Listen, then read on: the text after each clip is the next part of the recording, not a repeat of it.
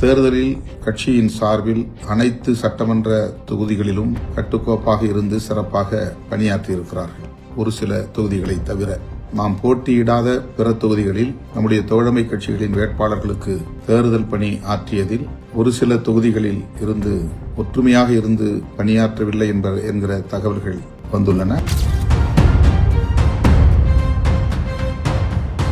தேர்தலில்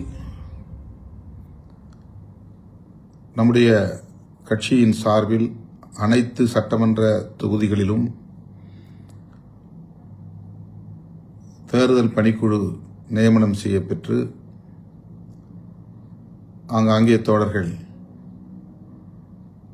தொகுதி வாரியாக கட்டுக்கோப்பாக இருந்து சிறப்பாக பணியாற்றியிருக்கிறார்கள். ஒரு சில தொகுதிகளை தவிர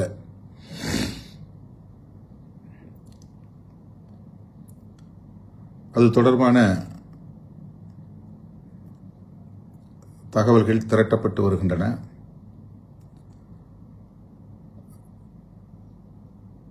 குறிப்பாக நாம் போட்டியிடாத பிற தொகுதிகளில் நம்முடைய தோழமை கட்சிகளின் வேட்பாளர்களுக்கு தேர்தல் பணி ஆற்றியதில்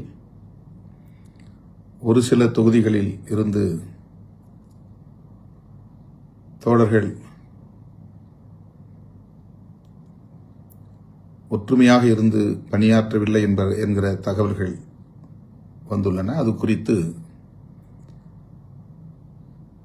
தகவல்கள் திரட்டப்பட்டு வருகின்றன.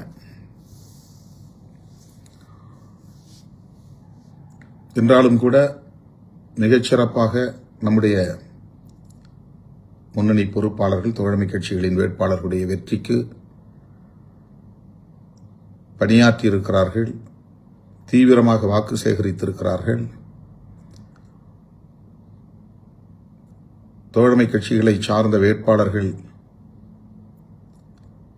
விடுதலை சிறுத்தைகளின் பணிகள் குறித்து என்னை தொடர்பு கொண்டு பெருமிதத்தோடும் நன்றியோடும் சுட்டிக்காட்டியிருக்கிறார்கள்.